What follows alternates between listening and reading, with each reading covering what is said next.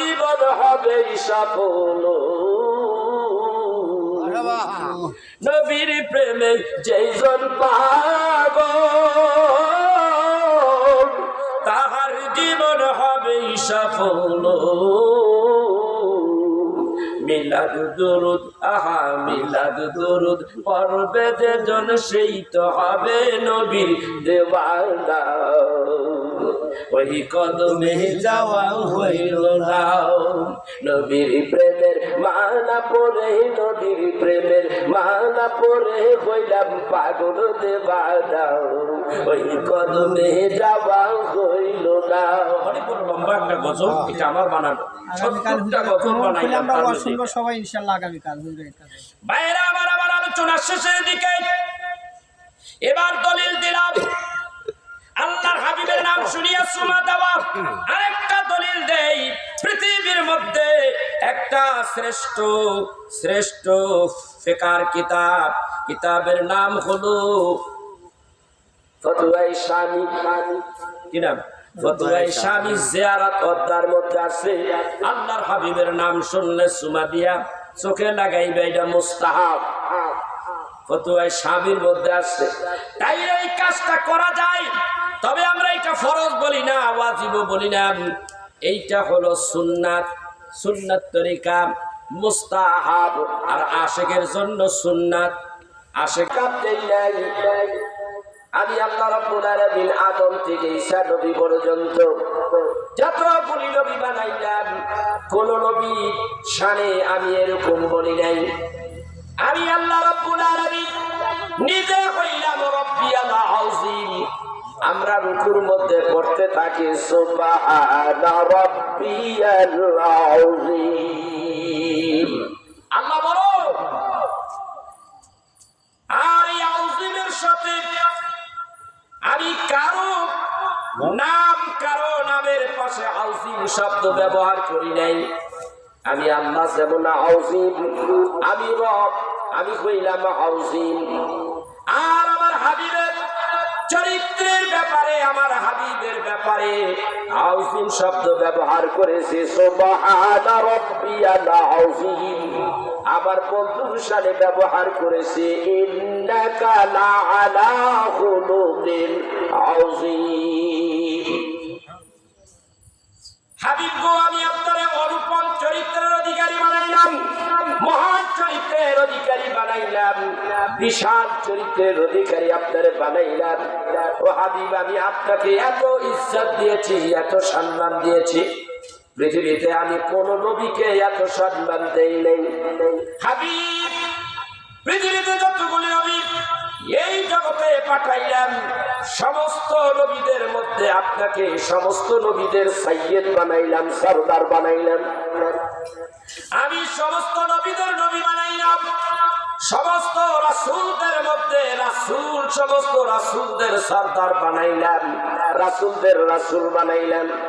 হাবিব গো, আপনার নামটা এত মজা, পৃথিবীতে সমস্ত নবীদের নাম আমি উঠাই নাই, মাত্র 25 জন নবীর নাম কোরআনে ঢুকাইলাম। হাবিব, আপনার নামটাই আমি এত সুন্দর করে কোরআনুল কারীমের মধ্যে উঠাইয়া ধরলাম। আল্লাহ বলেন, হুয়াল্লাযী আরসালা রাসূলাহু বিল হুদা ওয়া দীনিল হক লিইয়ুযহিরাহু আলা দ্দীনি কুল্লিহি ওয়া কাফা বিল্লাহি শাহীদা। মুহাম্মাদুর রাসূলুল্লাহ।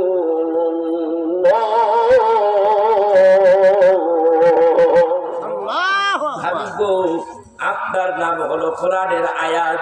হাবিব গো, আমি আপনার দ্বীনি হকের উপর প্রতিষ্ঠিত করে দুনিয়ায় পাঠাইলাম। ও হাবিব, এমন একটা ধর্ম দিয়েছি, সমস্ত ধর্মের উপরে বিজয়ী ধর্ম দিয়েছি। আল্লাহু আকবার বলবেন না? হাবিব, এমন ধর্ম দিয়েছি গো হাবিব, যেই ধর্মের জন্য আপনি উহুদের ময়দানে দাঁত ভাঙলেন, যেই ধর্ম প্রচার করতে যাইয়া মক্কার নগরে এত মাইর খাইলেন। হাবিব, আপনার কপাল ফাটাইয়া রক্ত জ্বালাইল আবু জাহেল, আবু লাহাব পাপ আপনারে কষ্ট দিয়েছে। বুখারী শরীফের মধ্যে আসছে রে বাবা, আল্লাহর হাবিবকে আল্লাহ বললেন, হাবিব আপনি আর দেরি করবেন না, দ্বীনের দাওয়াত দিচ্ছেন, আপনি আপনার জ্ঞাতি গোষ্ঠীর দাওয়াত দেন। সুবহানাল্লাহ সুবহানাল্লাহ। একটু জিকির করেন লা ইলাহা ইল্লাল্লাহ ইলাহা ইল্লাল্লাহ জোরে লা ইলাহা ইল্লাল্লাহ আওয়াজ দিয়া লা ইলাহা ইল্লাল্লাহ লা ইলাহা ইল্লাল্লাহ ইলাহা ইল্লাল্লাহ লা ইলাহা ইল্লাল্লাহ মুহাম্মাদুর রাসূলুল্লাহ সাল্লাল্লাহু আলাইহি ওয়াসাল্লাম। কেন আপনি নবীজির নাম মোবারক সুমা দিয়ে চোখে লাগাবেন, এই বিষয় নিয়ে আলোচনা করতে যাই এই কথাগুলো বলতেছি। নবীজির গুরুত্বটা কি এই চিত্র আমি বলি। ভাইয়েরা আমার, বন্ধুরা আমার, অত্যন্ত গুরুত্বপূর্ণ একটি বিষয়। আল্লাহ পাকের হাবিবকে আল্লাহ বললেন, وأنذر عشيرتك الأقربين। হে আমার হাবিব, আপনি আপনার নিকট আত্মীয়দের সতর্ক করুন। এই বিষয়ে কোরআনের মধ্যে আছে, এই বিষয়ে আলোচনা আছে বুখারী শরীফের 4770 নম্বর হাদিসে আছে। গভীর মনোযোগ। 4770 নম্বর বুখারীর হাদিসে আছে, আল্লাহ পাকের রাসূল যখন এই আয়াত নাযিল হয়ে গেল, আল্লাহ যখন নির্দেশ দিয়ে দিলেন, এমন সময় আল্লাহর হাবিব তার জ্ঞাতি গোষ্ঠী তাদেরকে ডাকলেন। কোন জায়গায় ডাকলেন? ভাইরা আমার, যারা হাদিসাব রয়েছেন অবশ্যই তারা দেখেছেন তোয়াফ করার পরে সাই করতে হয় সাফা মারওয়া। সাফা মারওয়া সাই করলেন, এর মধ্যে একটা পাহাড় আছে, তার নাম হইল সাফা পাহাড়। সাফা পাহাড় থেকে সাই স্টার্ট হয়। এই সাফা পাহাড়ের কিনারায় আল্লাহর হাবিব তার জ্ঞাতি গোষ্ঠীদের ডাকলেন, আত্মীয় স্বজন ডাকলেন, আশি পড়শিদেরকে ডাকলেন। ডাকা হলো, ভাই আমার, এই পাহাড়টার নাম হলো সাফা পাহাড়। এই সাফা পাহাড়ের কিনারায় আল্লাহর হাবিব ডাক দিয়া বলতে লাগলেন, ও আমার জ্ঞাতি গোষ্ঠীরা, তোমরা শোনো, আমি যদি তোমাদেরকে বলি আমি যেই পাহাড়ের কিনারে দাঁড়াইলাম, এই পাহাড়ের অপোজিটে তোমাদের জন্য শত্রুরা অপেক্ষা করতেছে তোমাদের মারবার জন্য। আবার এই মেসেজটা তোমরা কি অবশ্যই ই করবা কিনা, সত্য মনে করবা কিনা? সমস্ত লোকগুলি আবু লাহাব সহকারে ডেকে বলে, হ্যাঁ ভাতিজা, তুমি যদি এই কথা বলো অবশ্যই আমরা বিশ্বাস করবো। না দেখিয়া, দেখি নাই, না দেখে আমি বিশ্বাস করব, না দেখি আমি বিশ্বাস করব। কারণ হলো এই মক্কা নগরে আমরাই তো আপনাকে বলি আল আমিন, মুহাম্মদ আল আমিন। আপনি হলেন সত্যিকারের নবী, আপনি হলেন সত্যবাদী, আপনি হলেন আল আমিন। আপনার কাছে কিছু আমানত রাখলে যেইভাবে রাখা হয় আবার দেওয়ার বেলা ফিরাইয়া দেন ঠিক একইভাবে। আমাদের জাতি গোষ্ঠীর মধ্যে কারো কাছে রাখলে পুরাটাই একেবারে গাবলা করে খাইয়া ফেলায়, কি খায় না? হাবিব গো, আপনারে আমরা ভালোবাসি, আপনারে বিশ্বাস করি, তাইলে আপনি একটা কথা বললে, গভীর মনোযোগ দেখেন কি হয়। আপনি যদি একটা কথা বলেন, কেন বিশ্বাস করবো না? শত্রু রয়েছে আমাদের পাহাড়ের ওই পৃষ্ঠে, আপনি বলেছেন, দেখা লাগবে না, আপনি বললেই যথেষ্ট। কারা কয়? কাফেরেরা কয়। কথা কার? রাসূলের। বুখারীতে আসছে। আল্লাহর হাবিব বলেন, তাহলে শুনে নাও, আমার এই কথা যদি তোমরা বিশ্বাস করো তাহলে আমি তোমাদেরকে সত্য একটা বাণী বলে দেই, সত্য বাণী প্রচার করে দেই। তোমরা যেই ধর্মের উপরে রয়েছো এই ধর্মটা হলো বানোয়াট, এই ধর্ম কোনো ধর্মই না। তোমরা পূজা করো দেব দেবী, মূর্তির পূজা করো, এই মূর্তির পূজা তোমরা করো, এইটা সম্পূর্ণ হারাম। পূজা করতে হবে, তোমরা পূজা করতে পারবে না। তোমরা যদি দাসত্ব করো, তোমরা যদি আল্লাহর দাসত্ব করো, আল্লাহকে সেজদা করো, আল্লাহকে আল্লাহ রব হিসাবে মেনে নাও। কে কয়? আল্লাহর নবী বলেন তোমরা আল্লাহকে আল্লাহ বলে মেনে নাও, সৃষ্টিকর্তা হিসাবে মেনে নাও। তোমরা পড়ে নাও লা ইলাহা ইল্লাল্লাহু মুহাম্মাদুর রাসূলুল্লাহ সাল্লাল্লাহু আলাইহি ওয়াসাল্লাম। প্রিয় ভাইরা, হাদিস শরীফের মধ্যে আছে হাবিবুল্লাহ নবী এই কথা বললেন, আবু লাহাব দাঁড়াইয়া যায়। কে দাঁড়াইছে? আবু লাহাব। আবু লাহাব দাঁড়াইয়া কয়, মুহাম্মদ তুমি যেই কথা বলতেছো, কথার সিস্টেম কিন্তু ভালো হইতেছে না। দেখছেন নি কারণ?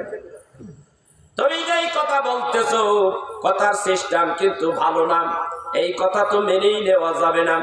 সবাই বলতেছে, ও আমার জ্ঞাতি গোষ্ঠী ভাইরা শোনো, মুহাম্মদ আমাদেরকে কিন্তু ভুলভাল বুঝাইতে আছে। চিন্তা করছেন? না দেখে বিশ্বাস করলো, খালি না দেখে শুই না বিশ্বাস করলো, এই পাহাড়ের অপোজিটে তাদের শত্রু আছে, এই কথা বিশ্বাস করলো। যারা এত বিশ্বাস করে ওরাই এই কাফের রাসূলকে আল আমিন বলেছে, সত্যবাদী বলেছে। সেই সত্যবাদী নবী তার সত্য জবানে উচ্চারণ করলেন, এক আল্লাহকে মেনে নাও, দাসত্ব করতে হলে আল্লাহ দাসত্ব করো। এখন আর ভালো লাগে না। চিন্তা করছেন? চিন্তা করছেন ভাই? মৌলানা সাহেব দিকে আসেন। এখন আপনার ভালো লাগে না বিষয়টা? এমন একটা জায়গায় সাফা পাহাড় এখন কাইটা সাইডে ছোট করে নিয়েছে। আগে তো বড় পাহাড় ছিল, কাইটা সাইডে এখানে ভিতরে ঢুকেছে। আমি নিজে ওখানে দাঁড়াইয়া আমি আলোচনা করেছি, আমার এক ভাই ভিডিও করে ওইটা আবার ছাড়ছে। হাদিস শরীফের মধ্যে আছে, বুখারীর হাদিস। ভাইরা আমার ভাই আমার পাশে কিন্তু একজন প্রিন্সিপাল, ওনাকে এনে বসাইলাম। কেন? হাদিস শরীফ আমি একটু ভুল হইলে তো আমার সুবিধা যদি ধরতে পারে, তাহলে আমার ভালো হইল, সংশোধন হওয়া যায় নাকি? করে ভাইয়েরা আমার, বন্ধুরা আমার, আশা করি ভুল হবে না, কারণ আমি যাচাই ফাঁচাই ছাড়া কোনো কথা বলি না। হাদিস শরীফের মধ্যে এই কথা আসলে আল্লাহর হাবিব যখন বললেন, আমার ওই কথাটা ভালো লাগলো, সত্যবাদী বলে হিসাবে মেনে নিলাম। আর আমি যখন বললাম এক আল্লাহ ছাড়া কোনো মাবুদ নাই, ইবাদত করতে হবে আল্লাহর, তোমরা পড়ে দাও লা ইলাহা ইল্লাল্লাহু মুহাম্মাদুর রাসূলুল্লাহ সাল্লাল্লাহু আলাইহি ওয়াসাল্লাম। এই কথা বলছে মুহাম্মদ, এই কথা কখনো মানা যাবে না। উল্টা আরো তার জ্ঞাতি গোষ্ঠী যারা আছিল এদেরকে আরো খেপাইয়া তুলবে। হাদিস শরীফের মধ্যে আসে, বুখারীর হাদিস, হাদিস শরীফের মধ্যে আসে আল্লাহর হাবিবকে এই আবু লাহাব সর্বপ্রথম পাথরটা মারলো আল্লাহর হাবিবের কপালে। কপালের উপরে যখন পাথরটা মারলো, পাথরের আঘাতে নবীর মাথাটা ফেটে গেল, রক্ত বর্তে যায়। আল্লাহ তাআলার হাবিব বললেন, আল্লাহ, আল্লাহু আকবার, আল্লাহ, এই মক্কা নগরে আমার কেউ নাই। ভাইরা আমার, বন্ধুরা, আমি এই ঘটনাটা যখন বর্ণনা করেছি চোখের পানি ফেলাইয়া ফেলাইয়া কাঁদছি। এই মক্কা নগরটা কত বড় এরিয়া, চতুর্দিকে আমার রাসূল কত কষ্টই না করেছে। আমার নবীর পক্ষে কেউ ছিল না আল্লাহ ছাড়া। আর কাফেরেরা হাজারে হাজারে লক্ষ কাফেরেরা আমার রাসূলের বিরুদ্ধে 24 ঘন্টাই লাগিয়ে আছে। আমি নিজে দেখে আসছি, আমি নিজে দেখে আসছি। এই আবু লাহাব যখন এই পাথর মারলেন, মারার পরে কপাল থেকে রক্ত ঝরলে তিনি বলেন আল্লাহ, আল্লাহ বলে চিৎকার বলেন। আল্লাহ জবাব দেয়, হাবিবি গো, আমি তো আপনার এই জায়গায় পাঠাইছি। কোথায় পাঠাইছে? এই পাহাড়ের কিনারে। হাবিব, এই পাহাড়ের কিনারে আপনি হাবিব এসেছেন আমার কথায় দ্বীনের কথা বলার জন্য, আপনার জ্ঞাতি গোষ্ঠীকে দাওয়াত দেওয়ার জন্য। ও হাবিব, এই দাওয়াত দিতে করতে যাইয়া আবু লাহাব আপনার কপালটা ফাটাইয়া দিয়েছেন। আমি আল্লাহ কিন্তু দেখেছি হাবিব গো আপনারে কষ্ট দিল, আমি আল্লাহ কিন্তু সইতে পারলাম না, সইতে পারলাম না। হাদিস শরীফের মধ্যে আছে আল্লাহ রাব্বুল আলামিন ওই সময় একটা সূরা নাজিল করে দিলেন। ওই সূরাটা কিন্তু আপনারা সবাই জানেন, একেবারে মুখস্থ। অথচ এই সূরাটাই কিন্তু সহিহ বুখারীর একেবারে এত ভিতরে আসছে 4770 নম্বর হাদিস। কত ভিতরে! আল্লাহ তাআলা বলে দিলেন বিসমিল্লাহির রহমানির রহিম, তাব্বাত ইয়াদা আবি লাহাব ওয়া তাব মা আবনা আনহু মালুহু ওয়া মা কাসাব। এই সূরাটা নাযিল হয়ে গেল। আল্লাহ ডাকদা বলে, ও হাবিব, আপনাকে যখন এইভাবে বেজ্জতি করলো, কপালটা ফাটাইয়া দিল হাবিব, আমিও ঘোষণা করে দিলাম তাব্বাত ইয়াদা আবি লাহাব ওয়া তাব, ধ্বংস হয়ে যাক আবু লাহাব এবং তার দুই হাত। কি হয়ে যাক? ধ্বংস হয়ে যাক সে নিজে এবং তার ধন সম্পদ। দুই হাত ধ্বংস হোক, যে হাত দিয়া আমার হাবিবকে আঘাত করেছে পাথর ধরে। আল্লাহ এই সূরাটা নাজিল করে দিলেন। কেমন হাবিব, কেমন রাসূল! ভাইরা আমার মক্কা নগরের চতুর্দিকে আলোচনা করে আমার মাথার মধ্যে কিলবিল করতেছে। কত কষ্ট দিছে এই কথা যদি বলতে যাই, দুই একটা রাত শেষ হয়ে যাবে না। আল্লাহ তাআলা হাবিবের উপরে এত রহম করলেন, এত দয়া করলেন, এক পর্যায়ে আল্লাহ তাআলা চাইলেন হাবিবের অ্যাকশনটা মিলিয়ে নেই, এই জাতির উপরে গজব নাজিল করে দেই।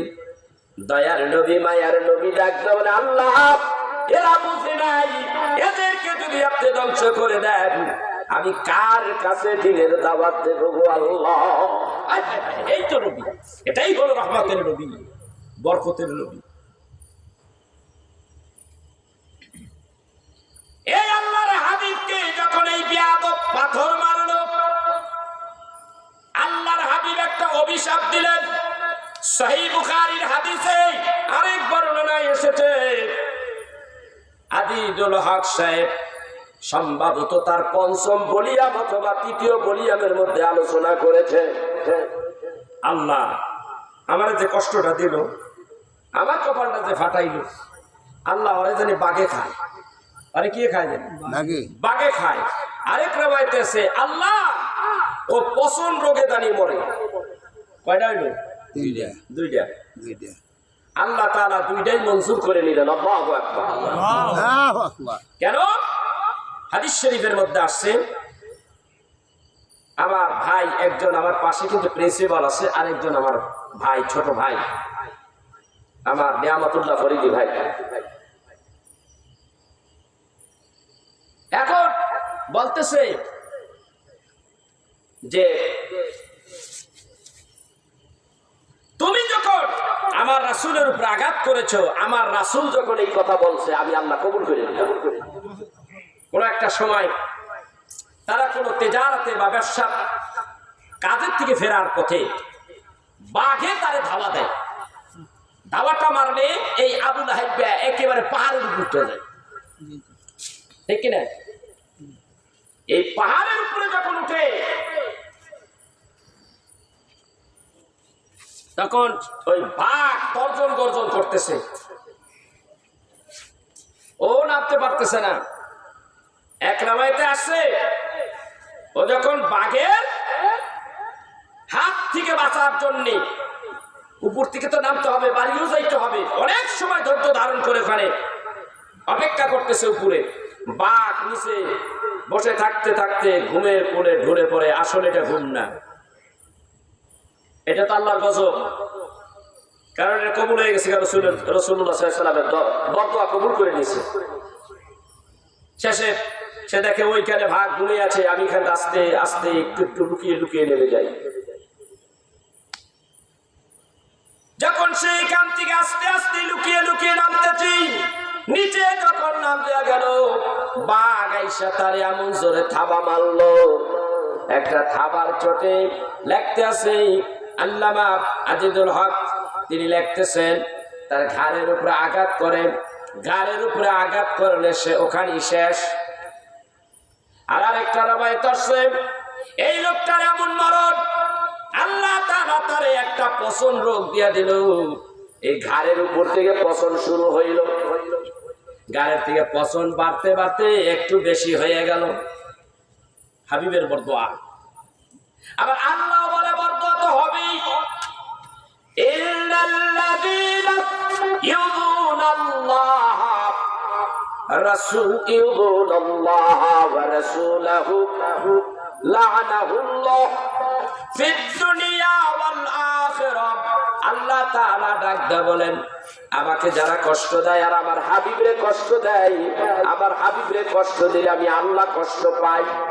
যে আমার হাবিবরে কষ্ট দেয়, লানাহুল্লাহ, তার উপর আমার গজব, ফিদ দুনিয়া ওয়াল আখিরাত, দুনিয়ায় ও আখিরাতে এই পাপিষ্ঠের উপরে আল্লাহর গজব শুরু হয়ে গেছে।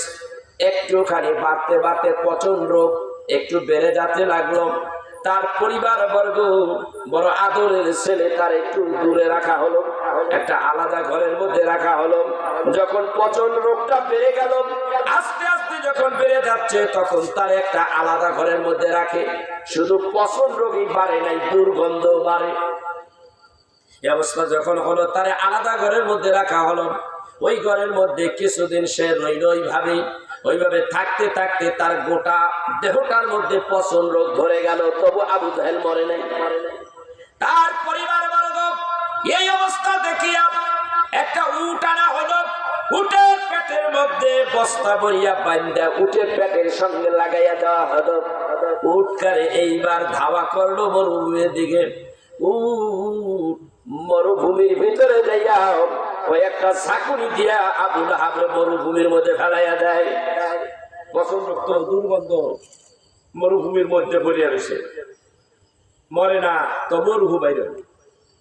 হাদিস শরীফের মধ্যে আসছে, এর জ্ঞাতি গোষ্ঠী দেখতে যাইয়া দেখে পচন রোগ, এমন অবস্থা, এত দুর্গন্ধ, শেষ পর্যন্ত পাথর হাতের মধ্যে লইয়া লইয়া আবু লাহাবের পাথর মারে।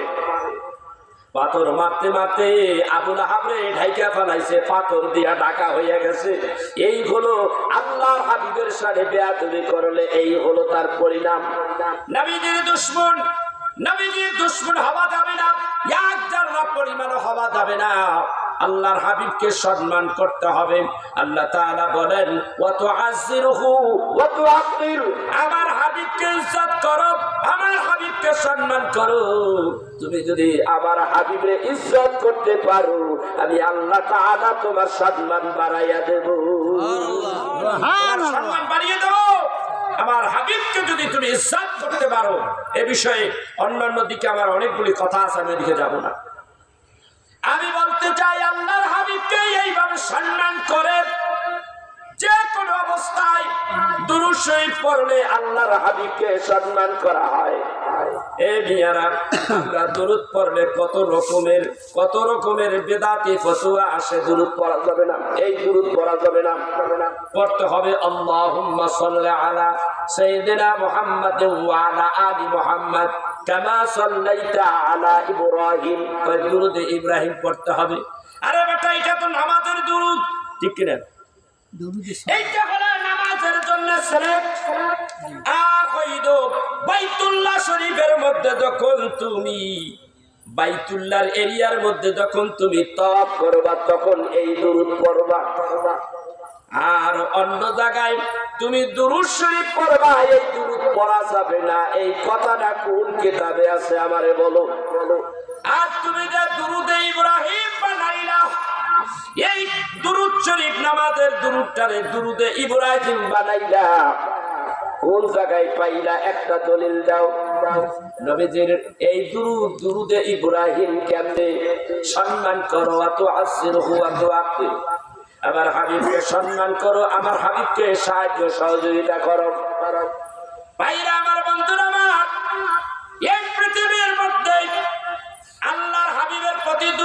শরীফ পড়লে আল্লাহ যে এত খুশি হয়, আল্লাহর জিকির করলে যত খুশি হয়, আল্লাহ তার চাইতে বেশি খুশি হইয়া যায় তার হাবিবের উপরে দুরূদ শরীফ পড়লে। সুবহানাল্লাহ। সুবহানাল্লাহ। আমার আল্লাহ বলেন, এই দুনিয়ার মধ্যে আদম নবী থেকে ঈসা নবী পর্যন্ত আমি যতগুলি পয়গাম্বর পাঠাইলাম, কোন পয়গাম্বরের উপরে আমি আল্লাহ দুরূদ পড়ি নাই। পড়ছে না, দেখাইতে পারবেন? কোথাও দুরূদ পড়ে নাই। কিন্তু আল্লাহ বলে আমি আমার হাবিবুল্লাহ নবীর উপরে দুরূদ শরীফ পড়েছি। সূরাতুল আহজাব 56 নম্বর আয়াত আল্লাহ তাআলা বলেন, ইন্নাল্লাহা ওয়া মালাইকাতাহু ইউসাল্লুনা আলান নবী ইয়া আইয়ুহাল্লাযীনা আমানু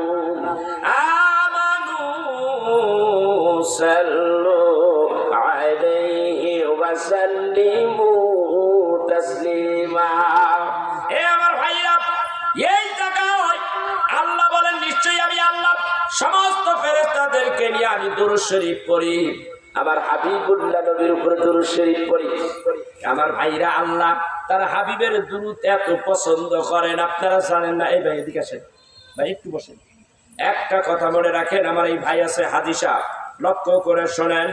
নবীর উপরে দুরূদ শরীফ পড়েন, ফেরেশতারা পড়ে, কিয়ামত পর্যন্ত পড়বে। আপনারা কি দেখেছেন? হাজী সাহেবেরা লক্ষ্য করে শুনেন, আল্লাহর পাকের হাবিব, তার হাবিবুল্লাহ নবীর গম্বুজ আছে, জি গম্বুজের উপরে একটা জানালা আছে, আছে না নাই? ছোট্ট একটা জানালা আছে। এই জানালাটা কোথা থেকে আসলে একটু ভালো করে শোনেন। হাবিবের মোহাব্বত, হাবিবের সম্মান কত দেখেন।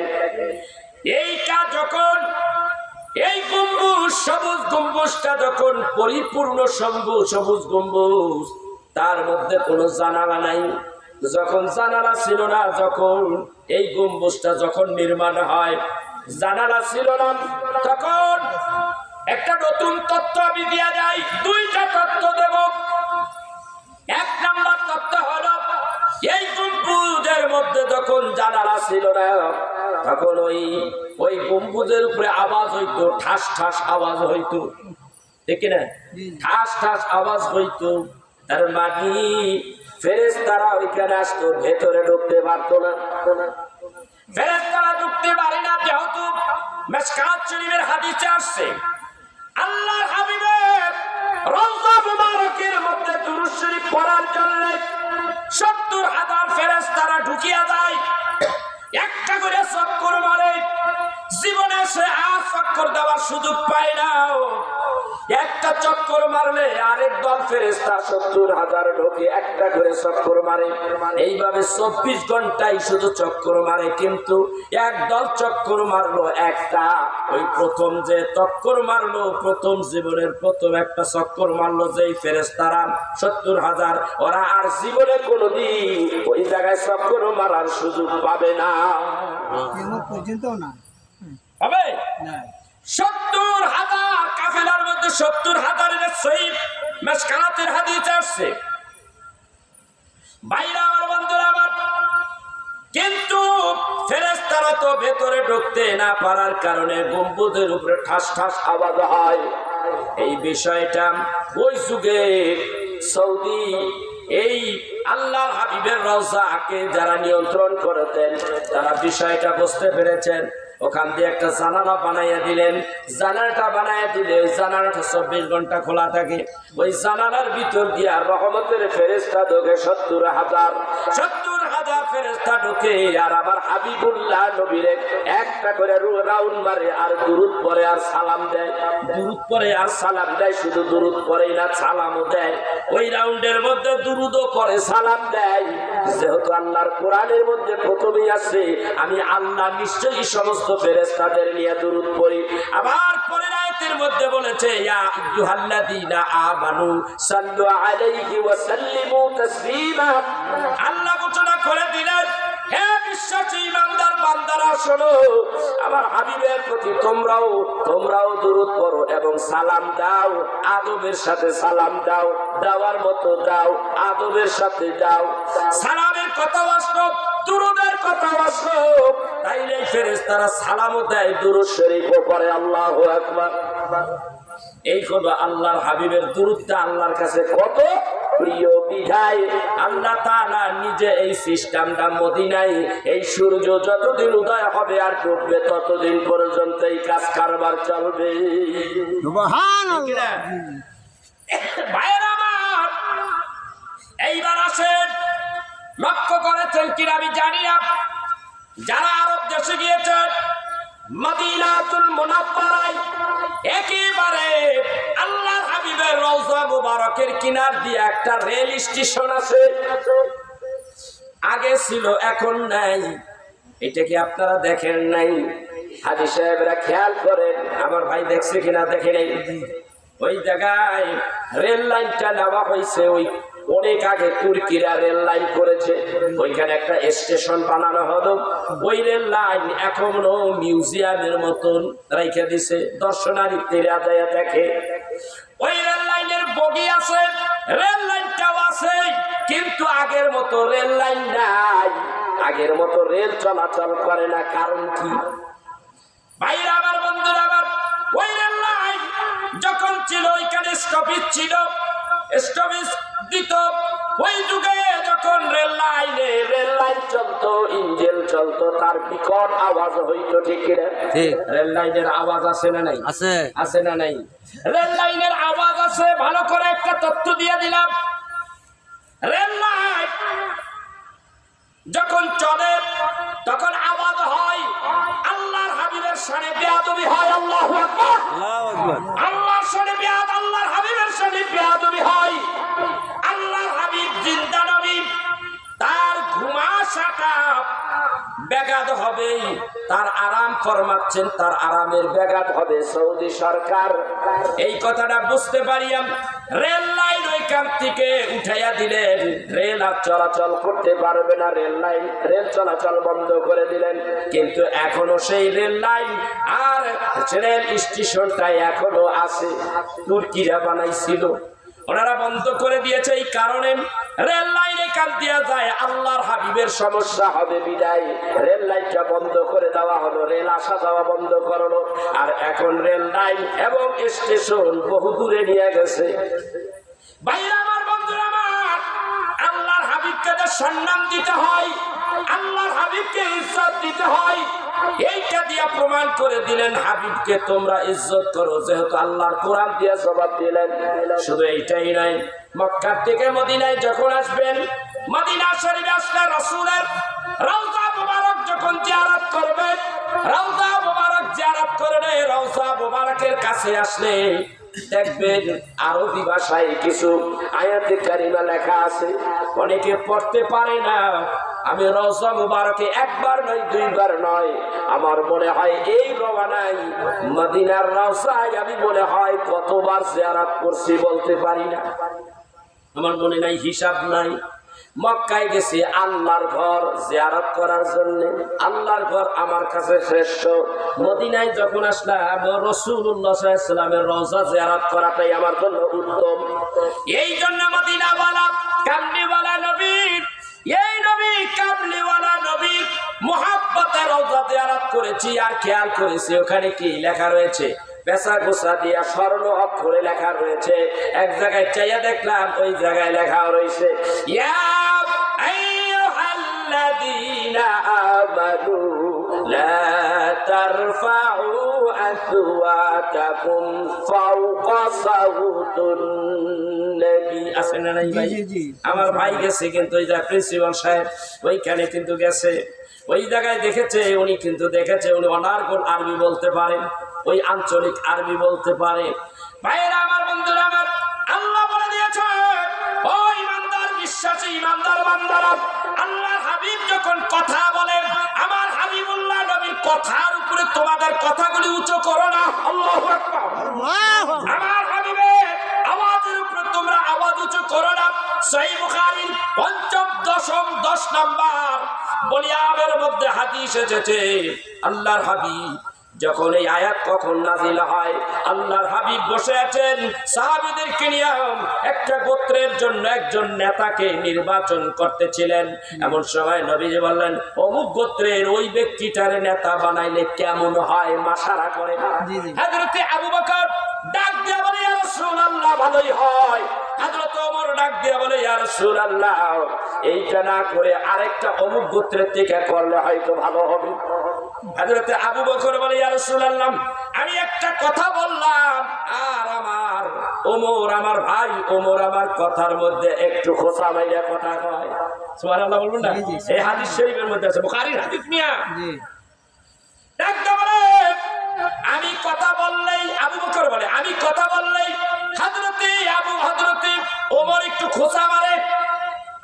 এইভাবে কথা বলতে যাইয়া দুইজনের মধ্যে কথা কাটাকাটি হতে লাগলো, আওয়াজ বাইরে যাইতে লাগলো। আল্লাহ তাআলা তখন এই আয়াতে কারিমা নাজিল করে দিলেন, সূরাতুল হুজুরাত।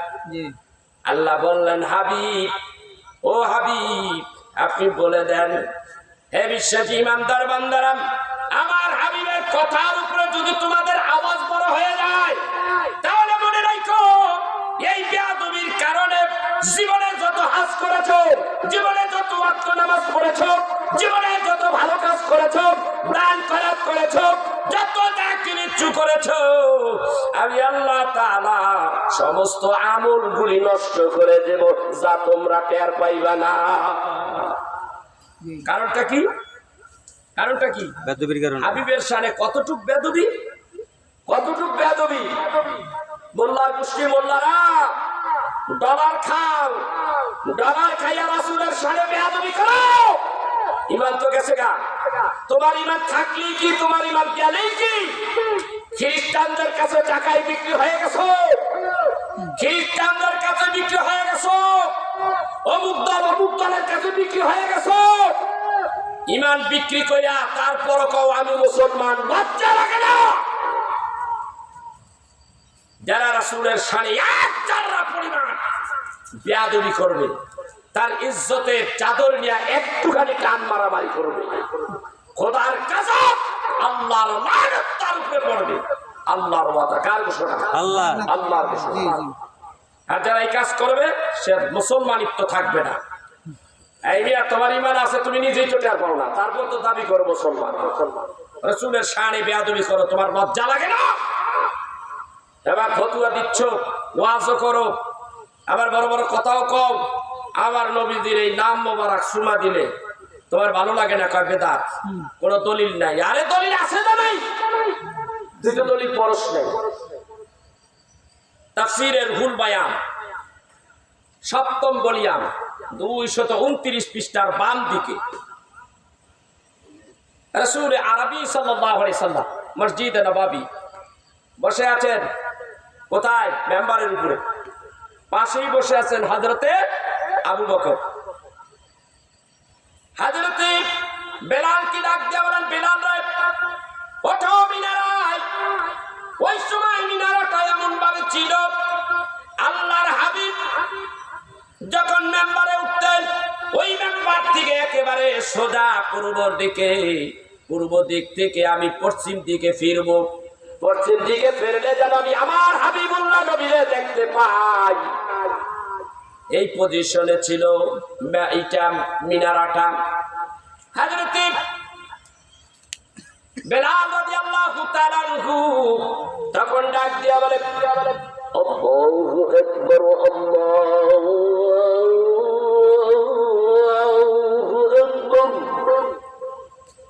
আল্লাহু আকবার,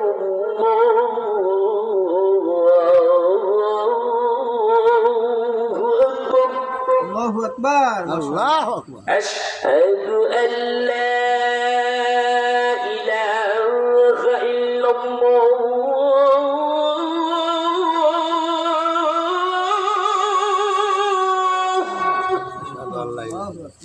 এখন কি হবে? আশহাদু আন্না মুহাম্মাদার রাসূলুল্লাহ।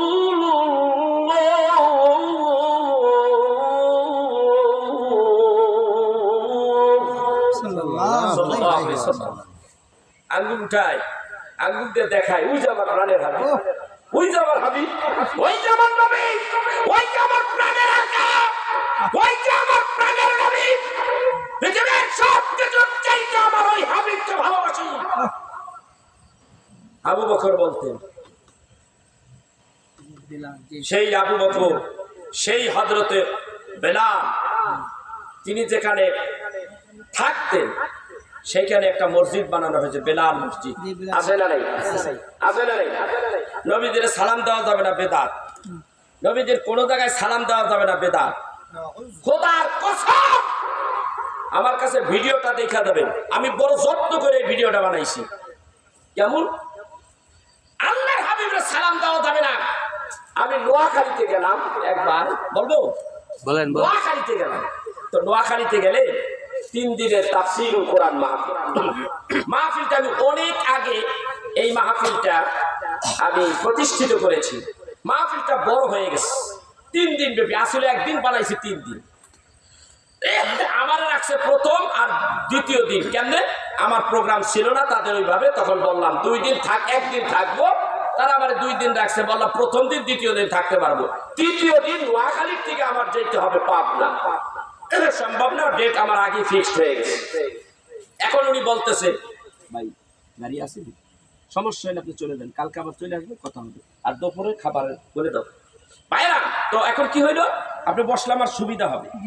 তো আমি আপনাকে বলতে চাচ্ছি, তখন আমি প্রথম আর দ্বিতীয় দিন রইলাম। তো প্রথম দিন আমি লং জার্নি করলাম, লং জার্নি করে প্রোগ্রাম অ্যাটেন্ড করলাম।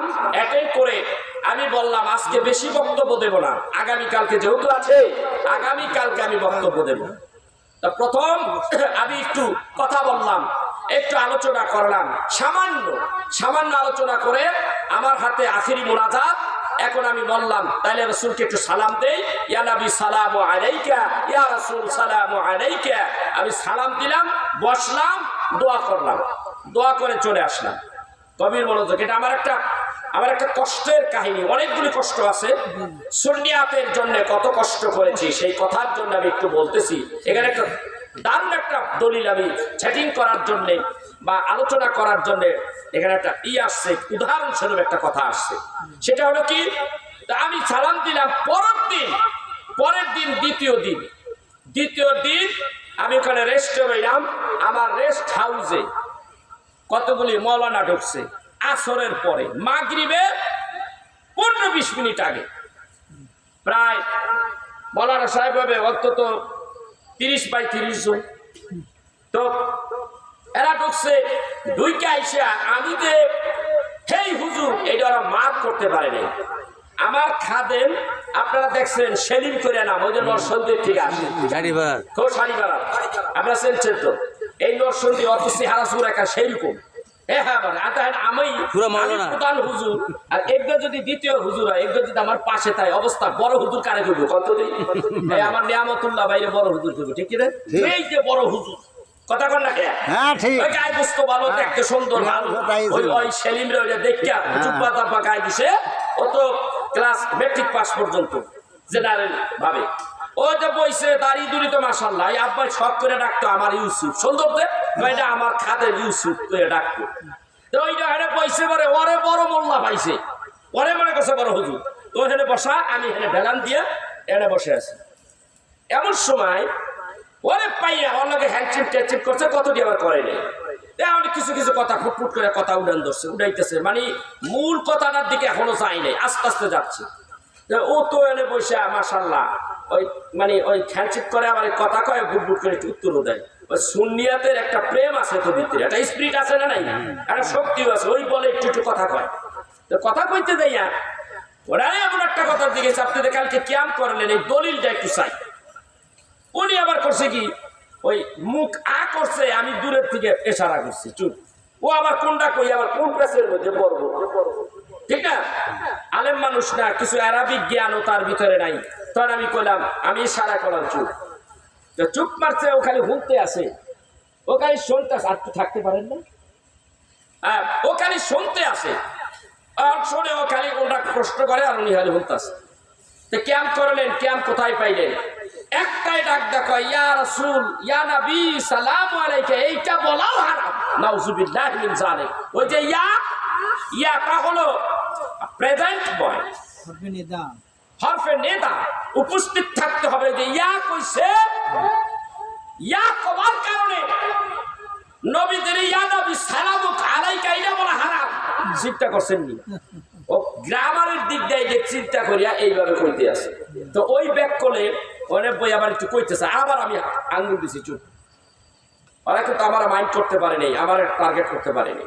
আলোচনা করতে করতে আল্লাহ তাআলার একটা মেহেরবানি, সেই মেহেরবানিটা কি, যে ওর ভিতরে একজন সরসিরার একটা হুজুর, উনি একটা মাদ্রাসার সুপার, ওখানে তিনি বললেন যে এত ভালাভালি করেন, ওদের সাথেই কিন্তু আইসে এত ভালাভালি করেন কেন? সরসিনার পিসা তার কিতাবের মধ্যে লেখছে, এবং মুহাজির মক্কি হাজী ইমদাদুল্লাহ সাহেব রাহমাতুল্লাহ আলাইহি তার কিতাবের মধ্যে লেখছে, ফায়সালায়ে হাফতে মাসালার মধ্যে লেখে যে মিলাদ ক্যাম্প করা যাবে, এটা শারাফাত ভদ্রতা এইভাবে লিখেছে। আপনি একেবারে হারামি করে দিলেন। আল্লাহর কি মেহেরবানি অগমতি লিখে গেছে। আমার আর বেশি দূর আগে তৈল না। আল্লাহর কি কাম। আমি আস্তে আস্তে মানুষ এখন নিতে আইছে, হুজুর নিব, এখানে নতুন পোলাপান আইছে। আজকে আবার নতুন পোলাপান, দ্বিতীয় দিন। তো এরা আবার করছে কি, আমারে নিতে আইব, কিন্তু আমারে মনে করে ওরে নিতে, ওরে পছন্দ হয়ে গেছে। এখন চলতে আসলে পছন্দর কারবার, পছন্দ আর পছন্দ, পছন্দ হইলেই বড় হুজুর, ঠিক কিনা? ওরে নিতে এসে, ওরে নিতে আইয়া গানের মসজিদ যাও, আসরের নামাজের পর থেকে আবার একটু পানি ফুয়া ফুই চলতেছে। ওরে আবার কইছে দে ফুদে, তোর কাছে সবাই ওর কাছে বোতল ধরে। আমি তো দেশ ফুদে মার ফু ভাই, বিসমিল্লাহ করে ফুবা, অনেক বোতল, অনেক গুলো ফুমা। এত ফু মারলে তো আমিও আবার একটু অসুস্থ হয়ে যাই, রেস্টেরও দরকার। ফুতো মারতেছে, ওরে মনে করি ওই হুজুর ফু মারছে, এই হুজুর বড়, ওরে নিয়ে যায়। হ্যাঁ আমার দিকে কে আমি আবার একটুখানি মস্কারা করতেছি, কে বিকাল বইয়া দি ফু আইসা ওয়ান চাও না, কে বড় হুজুর হিসাব না ভাই ভাই। যাই হোক, ওরে নিতে পরে ভাই ওই যে বড় হুজুর। যাই হোক, আমি গেছি যাইতে যাইতে আজকে ওয়াজ করলাম। ওয়াজ করতে দেইয়া আমি যখন ওয়াজ করি, আমার হাত লড়তেছে, আমার মাথাও লড়ে। এত বড় একটা প্যান্ডেল, পিছনে একটু খালি জায়গা, একটা ছেলে মাথায় ক্যাপ পড়েছে। এই মার্চ মাসের প্রায় 25-26 তারিখে এই ঘটনাটা, তো 2006 সালে। পিছনের ভিতরে, ক্যাপের ভিতরে পিস্তল, পিছন থেকে জ্যাকেট পরিয়া সে যাই আমার শুট করতেছে, আমাকে মারবে। আমার অপরাধটা কি? আমি কেন ইয়া নবী সালাম আলাইকা রাসূলকে সালাম দিলাম, ক্যাম্প করলাম? আমার অপরাধ। তারা এই নোয়াখালী মেন শহরে এই প্রোগ্রাম, ওরা চৌমুহনীর থেকে এই ছেলেটার হায়ার করে আনছে আমার মারার জন্য। আল্লাহ আমার কত জায়গা থেকে বাঁচাইছে। আমার অপরাধটা কি? রাসূলকে সালাম দেওয়া। এরপরে পেছনে যখন চলে যাই, আমাকে গুলি করবে শুট করার জন্য যখন চিন্তা করতে আসে, আল্লাহ কি মেহেরবান, এই মাহফিলের কমিটির মধ্যে 200 পোলাপান আছে। কয়শো? তাফসীরুল কোরআন মাহফিলের 200 পোলাপানেরা একটাই হয়েছে কমিটি। আর প্রতি বছরে এরা মাহফিল হইলে প্রত্যেকটা যুবকের 500 করে টাকা দিতে হবে। 200 পোলাপান হলে 1 লাখ হয়ে যায় টাকা। আর আদার সাইড যে কামাই কুমাই আছে, মানে উঠায়, এটা বিরাট অ্যামাউন্ট হয়ে যায় টাকার, বিরাট মাহফিল করে। কয়েকটা ছেলে চিন্তা করতে লাগলো, এই ছেলেটা পিছনের দিকে যায় কেন? আর এখন তো ওইরকম গরমও পড়ে নাই, জ্যাকেট পরে পকেটের মধ্যে হাত দিয়ে পিছনে যায় কোথায়? কয়েকজনে যাইয়া দেখে এই অবস্থায় আমাকে পিছন থেকে, প্যান্ডেলের পিছন থেকে, মঞ্চের পিছন থেকে গুলি করবে এমন একটা অবস্থায় আছে সে। আমি তো ওয়াজ করতেছি, ওই অবস্থায় যাইয়া পিস্তল সহকারে ধরে এলাইছে, ওই 5-6টা ধরে এলাইছে, যাইয়া অনেক পাকড়াও করে বেলাইছে। আমার মঞ্চের কাছে নিয়ে আসা হলো। এরপরে বলে, হুজুর এই কাজ কারবার মাহফিলের মধ্যে একটু হট্টগোল শুরু হয়ে গেল। আমি সবাই থামাইয়ে দিলাম, সবাই থামো। বললাম, তুমি আমারে গুলি করতে আসছো, আমার অপরাধ কি? বলে, হুজুর আমাকে ভাড়া করে আছে আপনাকে মারার জন্য। বললাম, কেন? আমি কি অপরাধ করেছি? আমি বিদেশি মানুষ, তোমার সাথে আমার কোনো ঝগড়া নাই, বিবাদ নাই, জায়গা সম্পদ নিয়ে কোনো মারামারি কাটাকাটি নেই, কেন তুমি আসছো? বলে, হুজুর আমি খালি এতটুকুই শুনছি, আপনি কেন ইয়ানাবি সালামু আলাইকা গতকালকে বলছেন, এই জন্য ওরা আমাকে আপনারে মারার জন্য ভাড়া করে আনছে। যুবকেরা ডাকতে বলে, আমার হুজুরকে মারতে আসছো, তোর থুমুনা সর থাপ্পড় কয়েকটা মারলে। আমি বললাম, না আর মাইরো না হুজুর, এখন আরে কি করবো, আরে তো মাইর দেওয়া হবে। আমি বললাম, মারার দরকার নাই, আমার যেই জায়গায় রাখছো, যেই গেস্ট হাউসে রাখছো, এইখানে রেখে দাও, আটকে রাখো, আমি আসতেছি। ওয়াজ শুরু হলো। ওয়াজের শেষে সবাইকে বললাম, আমি তো বিদায় হয়ে যাব, আমার জন্য দোয়া করবেন। সবাই সভাপতি সহকারে কিছু মানুষের আমার কাছে ক্ষমা চাইতে লাগলো, হুজুর আপনারে এইভাবে অপমান, আপনার জীবন তো চলেই গেছিল, আপনারে আমরা পর্যাপ্ত পরিমাণ নিরাপত্তা দিতে পারি নাই, মাপ চাই, আমাদের মাফ করবেন। তবে আমাদের দাবি আগামীকালকেও থাকতে হবে। এই কথা আমি আমার আব্বারে জানাইয়া দিছি, আব্বা এই ঘটনা ঘটছে, আমার জন্য দোয়া করেন। আর ওই যে আমার সঙ্গী সাথী রাইতি পলায়ন যাই বোগা, অনেক কষ্ট করে রাখছি তারে। এখন আব্বারে বললাম, আব্বা এই ঘটনা জানাইয়া দিছি। ওই সময় মোবাইল ব্যবহার হয়তো 300 টাকার একটা কার্ড, রাত 12টায় মেয়াদ শেষ, আমি আমার বাবার সাথে কথা বলতে পারি না। আব্বা হুজুরকে রাহমাতুল্লাহ আলাইহি, তার সাথে আমার মোবাইল ডিসকানেক্ট হয়ে গেল, মানে মেয়াদ শেষ হয়ে গেল, আমি কথা বলতে পারতেছিলাম না। আমার আব্বা হুজুরকে রাহমাতুল্লাহ আলাইহি শেষে কালকে তো আমি ওখানে যাবো, এদের সঙ্গে আলাপ করলাম, আল্লাহর কি কাম। আরেকজন ব্যক্তির মোবাইল ব্যবহার করে, তখন খুব কম মোবাইল, একজন ওই হুজুর একটু আপনি কথা বলেন। আব্বার সাথে কথা বললাম, সমস্ত লোকেরা আমার সঙ্গে আছে, আপনি আমাদের জন্য দোয়া করেন, ওরা আমার রেখে দিতে চাচ্ছে, আপনি আর মাওলানা মিজান ওয়াজ চালাইয়া যান। ঠিক আছে বাবা, যাও তুমি চালাও। পরবর্তী টাইমে পরের দিন যে এত লোক, মুখে লোকারণ্য, সাদে লোক, আম গাছে লোক, সব জায়গায় আমার হুজুরের বার্তায় চামকে হুজুর, বিদেশি হুজুর। ভাইরা আমার, আল্লাহ সম্মান বাড়াই দিল, কোথা থেকে কোথায় নিয়ে গেল, শুধু একটাই কারণ, আমি আমার রাসূলকে ভালোবাসি, এই জন্য আল্লাহ আমার সম্মান বাড়াই দিছে। সেই জমিনে আমি একাধারে 10 বছর আলোচনা করছি। পরবর্তী টাইমে শেষ পর্যন্ত যার নেতৃত্বে একে আনা হলো, তার পরের বছর শুনি সেই লোকটা মারা গেছে। কেমনে বললো? হ্যাঁ, স্ট্রোক করে মারা গেছে। কথা বুঝতে পেরেছেন তো ভাইরা? আল্লাহ আমার অপরাধটা কিছু, আল্লাহর হাবিবকে সালাম দাও, ইয়া নবী সালামু আলাইকা। ভাইরা আমার, বন্ধুরা আমার, এখনো বাংলার জমিনে আছে, নবীকে সালাম দেওয়া যাবে না, নবীর প্রতি দুরূদ শরীফ পড়া যাবে না। তবে আমি বলবো, তুমি যেই দুরূদ পড়ো, দুরূদে ইব্রাহিম বানাইলেন, এই দুরূদে ইব্রাহিম নামটা কোথায় পাইলা আমার একটু বলো। আর দুরূদে ইব্রাহিম ছাড়া নামাজ আপনার দুরূদ পড়া যাবে না, তাইলে কোথায় দলিল পাইলা? দুরূদে ইব্রাহিম ছাড়া আপনার দুরূদ পড়া যাবে না, তাইলে প্রত্যেকটা হাদিসের মধ্যে আবার আলাদা একটা দুরূদ শরীফ আছে। ক্বালান নবী সাল্লাল্লাহু আলাইহি ওয়াসাল্লাম, আছে না নাই? আনা আবু হুরায়রা রাদিয়াল্লাহু তাআলা আনহু قال قال رسول الله সাল্লাল্লাহু আলাইহি ওয়াসাল্লাম, আছে না নাই? আনা আনাস ইবনে মালিক রাদিয়াল্লাহু তাআলা আনহু قال قال رسول الله সাল্লাল্লাহু আলাইহি ওয়াসাল্লাম, আছে না নাই? আছে না নাই? জি। এইরকম ভাবে প্রত্যেকটা হাদিস বর্ণনা করার সময় রাবী যখন হাদিস বর্ণনা করে, তখন এই রাসূলের দুরূদ পড়ে। এই দুরূদ তো আবার আলাদা দুরূদ। তোমার কথাই তো তুমি ফাইসা গেছো। মানুষকে আর কত ধোঁকায় ফেলবা? এইরকম ধোঁকার, সরাসরি ধোঁকার কাজ কারবার বাংলাদেশে চলতেছে। এই জন্য মানুষগুলি মিলাদ থেকে দূরে চলে যাচ্ছে, দুরূদ শরীফ থেকে দূরে সরে যাচ্ছে, জুলুম করে আমার রাসূলের উপরে। দুরূদেই পড়তে চাইলাম, ওইটাই শুরু করে আলহামদুলিল্লাহি রাব্বিল আলামিন ওয়াসসালাতু কি আলহামদুলিল্লাহ নাহমাদুহু ওয়া নাস্তাঈনুহু ওয়া নাস্তাগফিরুহু, এইভাবে পড়লাম। এরপর ইন্নাল্লাহা ওয়া মালাইকাতাহু ইউসাল্লুনা আলান নবী, এই দুরূদও পড়ে, এইভাবে এই আয়াতও পড়ে, কিন্তু দুরূদ নাই। পরে না কি পড়তে আছে বলেন? বালাগাল উলা বিকামালিহি কাশাফাত দুজা বিজামালিহি। আমি চাচাই ছাড়া কথা বলি না, একটা কথা বানিয়ে বলি না। সে বালাগালুলা পাইনি কই, এই আবার কোন হাদিসে আছে? দুরূদ পড়ার কথা, কোরআনের আয়াত পড়লি, সূরা হাজাব থেকে 2টা আয়াতও পড়লি। আরে বেটা এখন এখানে না হইলো দুরূদ ইব্রাহিমটা পড়তে, হেইটাও পড়লো না, এখন পড়তেছি কি বালাগালুলা বিকামালি। বালাগালুলা বিকামালি এটা আবার কোন হাদিসে আছে আমার একটু বল।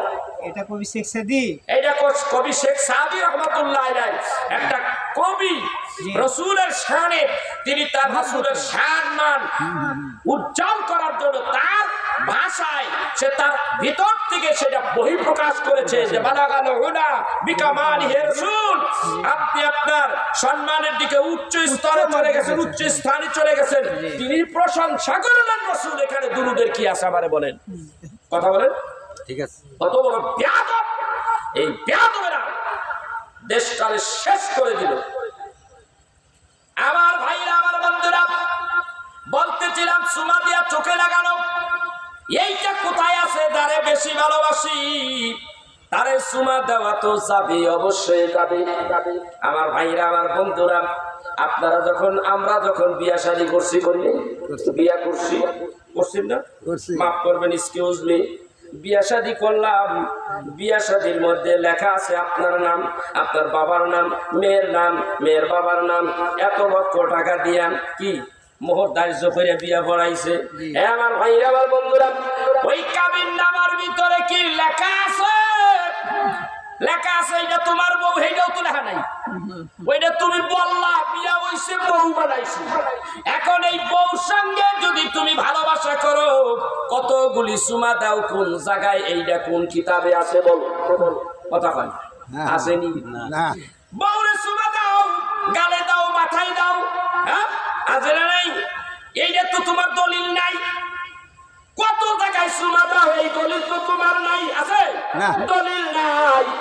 তুমি কও রাসূলের শানে তার নাম মোবারক শুনিয়া যখন সুমা দিয়া চোখে লাগাইলাম, এইটার বেলা দলিল খোঁজো, এই দলিল কোথাও নাই, কয় বেদাত।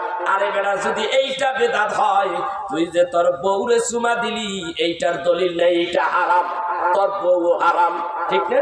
তোর বউ হারাম হয়ে গেছে, দলিল ছাড়া সুমা দিলি কে?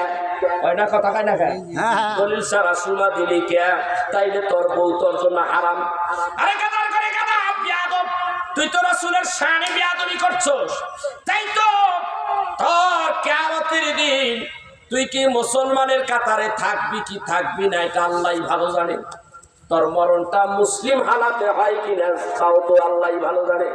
এই জন্য আল্লাহ তাআলা ১,৫০০ বছর আগে বইলা দিছেন, ইয়া আইয়ুহাল্লাযীনা আমানু তাকুল্লাহ হাক্কা তুকাতিহি ওয়া লা তামুতুন্না ইল্লা ওয়া আনতুম মুসলিমুন।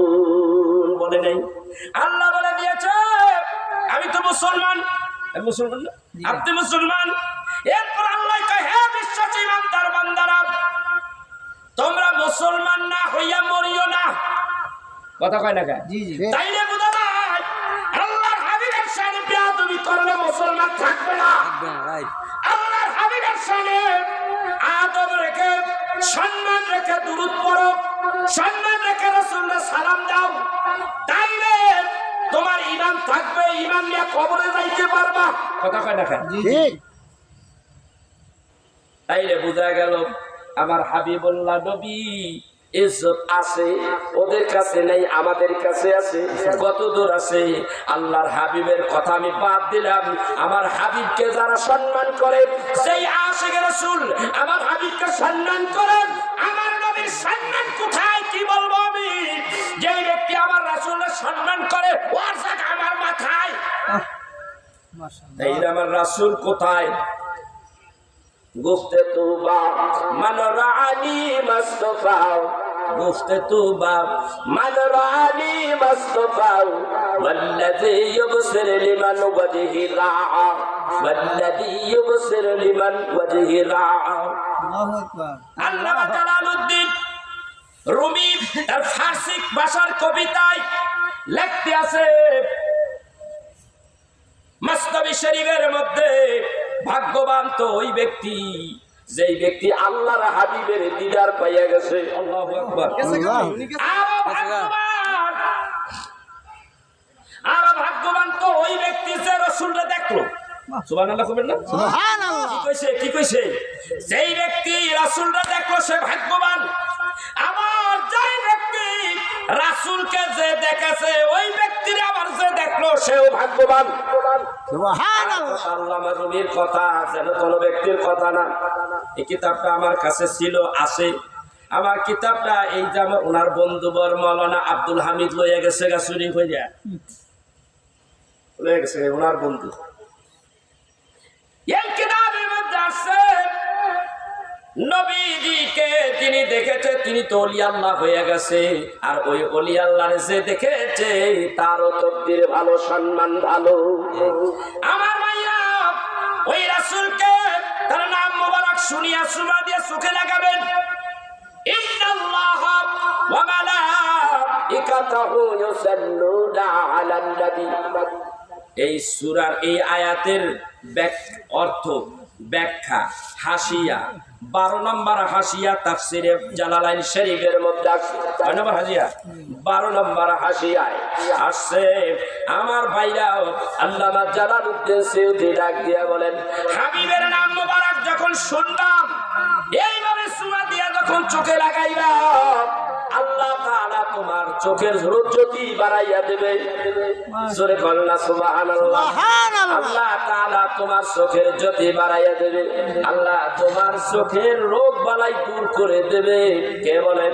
আল্লামা জালালউদ্দিন সৈয়দী বলতেছে। এরপরে বলতেছিলাম ওই যে কথাটা রাইখাইলাম তাফসীরে রুহুল বায়ান, তাফসীরে রুহুল বায়ানে 7ম ভলিউম 229 পৃষ্ঠার মধ্যে লেখেন, হযরতে বেলালকে বলতে লাগলো, বেলাল আযান দাও। ওই যে কথা রাখছিলাম না, বেলাল আযান দাও, বেলাল আযান দেই, আশহাদু আন্না মুহাম্মাদুর রাসূলুল্লাহ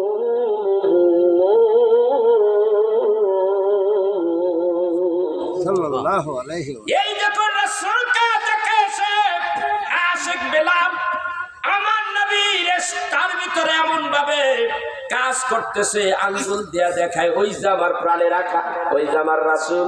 আর এই দিক দিয়া হযরতে বেলাল, হযরতে আবু বকর মেম্বারের নিচে।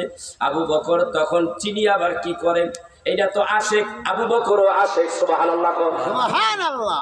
আবু বকর ডাক দিয়া বলে, এই কিতাবের মধ্যে আছে, আবু বকর ডাক দিয়া বলে, সাইয়্যিদি হাবিবি কুররাতু আইনি বিকা ইয়া রাসূলুল্লাহ সাল্লাল্লাহু আলাইহি ওয়াসাল্লাম বলে চুমা দেওয়া লাগবে। চুমা দিয়া চোখে লাগাইলা। এই কথা যখন বলে চুমা দিয়া লাগাইলেন, হাবিবুল্লাহ নবী 2 সিঁড়ি উপরে বসা, হযরতে আবু বকর নিচে বসা। আল্লাহর হাবিব বলেন, হে আবু বকর তুমি কি করলা? ইয়া রাসূলুল্লাহ, ইয়া হাবিবাল্লাহ, আপনার নাম যখন আযানের ভিতরে উচ্চারিত হলো, আমি বলেছি ইয়া হা সাইয়্যিদি, আপনি হলেন সমস্ত নবীদের সরদার। সুবহানাল্লাহ বলেন না? সুবহানাল্লাহ। ইয়া হাবিবি, আপনি হলেন আল্লাহর বন্ধু।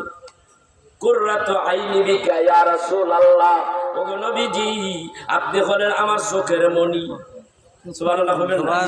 আপনি হলেন আমার চোখের মণি। হুজুর এই জন্যই কথা বলি, আমি সুমা লাগাইলাম, চোখে লাগাইলাম। আল্লাহর হাবিব হযরত আবু বকরের এই আমলটা এত পছন্দ করলেন। আবু বকরের আমলটা দেখিয়া আল্লাহর হাবিব বললেন, এই কাজটা যে করবে, এই দুনিয়ায় এই আমল এইভাবে যে করবে, আমি আল্লাহর নবী কিয়ামতের দিন হাসরের ময়দানে ওই আশিকে নবীটাকে কাতারে খুঁজবো, খুঁজিয়া খুঁজিয়া সুপারিশ করে আল্লাহ জান্নাতে পৌঁছাইয়া দেব। সুবহানাল্লাহ। চিন্তা করছেন যেই কাজ করলে জান্নাত পাওয়া যায়, ওই কাজ বেশি হবে না কম হবে? বেশি হবে। ওই কাজ সমাজে থাকবে না বিতাড়িত হবে?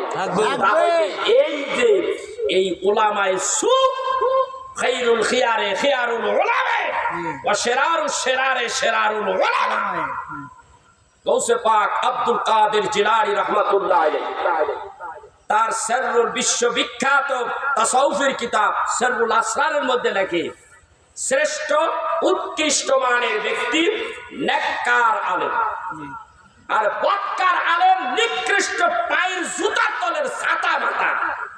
বদকার আলেম আছে না নাই? দুইটাই কিন্তু আলেম। গৌসে পাক আব্দুল কাদের জিলানী রসুলের হাদিস নকল করলেন কোথায়? সিররুল আসরারের মধ্যে। তাহলে এই সমাজে ভালো আলেমও আছে, নিকৃষ্ট আলেমও আছে, আছে না নাই? এরা আমার রাসূলের এই আমলটারে বেদাত হারাম বলে। বেদাত বা হারাম কোনো একটা জিনিসকে সাব্যস্ত করতে হলে তার দলিলের দরকার আছে না নাই? তুমি কোন দলিলে তুমি এটা বেদাত হারাম কইলে? বাংলাদেশের মধ্যে একটা হুজুর আছে, দেখবেন, নামটা বলি, নাম হইল, ওর নামটা লইতে আমার মুখে মানে লাগে, মনে হয় যে নামটা লইলে আমার মনে হয় পানি দিয়ে আমার কুলি করতে হবে। ওই নামটা লইলে আব্দুর রাজ্জাক বিন শয়তান কাজ্জাব। আর যদি কেউ প্রশ্ন করে তাহলে দেখবেন যে কোনো দলিল নেই, হারাম হারাম হবে না, হারাম, এই খালি হারামের উপরেই থাকে। এক ব্যক্তি প্রশ্ন করলেন, মসজিদ ঘরের যে মেহরাবের উপরে লেখা থাকে আল্লাহু মুহাম্মদ, তো আল্লাহর পাশে মুহাম্মদকে রাখা যাবে? তা কাবীরা গুনাহ, কাবীরা গুনাহ। চিন্তা করছে আল্লাহর সাথে রাসূলের নামটা জুড়াইয়া দিছে কেডা? আল্লাহ না কোনো মানুষ? আল্লাহ নিজে। জোরে কোন, কোনো মানুষ না, আল্লাহ, আল্লাহ নিজে। আল্লাহ বলছে, ওই আয়াতে কারিমা পড়লাম, মুহাম্মাদুর